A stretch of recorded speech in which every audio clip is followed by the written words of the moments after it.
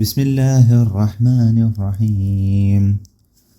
والمرسلات عرفا فالعاصفات عصفا والناشرات نشرا فالفارقات فرقا فالملقيات ذكرا عذرا أو نذرا إنما توعدون لواقع فإذا النجوم طمست وإذا السماء فرجت وإذا الجبال نصفت وإذا الرسل أقتت لأي يوم أجلت ليوم الفصل وما أدراك ما يوم الفصل ويل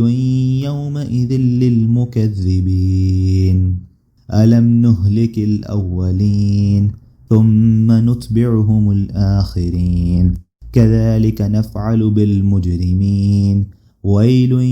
يومئذ للمكذبين ألم نخلقكم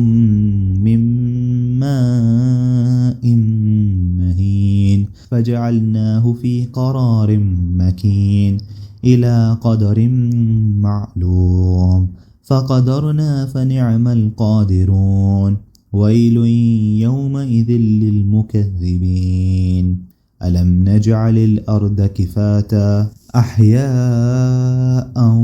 وأمواتا وجعلنا فيها رواسي شامخات وأسقيناكم ماء فراطا ويل يومئذ للمكذبين انطلقوا إلى ما كنتم به تكذبون انطلقوا إلى ظل ذي 3 شعب لا ذليل ولا يغني من اللهب إنها ترمي بشرر كالقصر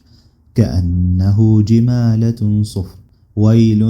يومئذ للمكذبين هذا يوم لا ينطقون ولا يؤذن لهم فيعتذرون ويل يومئذ للمكذبين هذا يوم الفصل جمعناكم والأولين فإن كان لكم كيد فكيدون ويل يومئذ للمكذبين إن المتقين في ظلال وعيون وفواكه مما يشتهون كلوا واشربوا هنيئا بما كنتم تعملون إنا كذلك نجزي المحسنين ويل يومئذ للمكذبين كلوا وتمتعوا قليلا إنكم مجرمون ويل يومئذ للمكذبين وإذا قيل لهم اركعوا لا يركعون ويل يومئذ للمكذبين فبأي حديث بعده يؤمنون صدق الله العظيم. يا صل وسلم دائما أبدا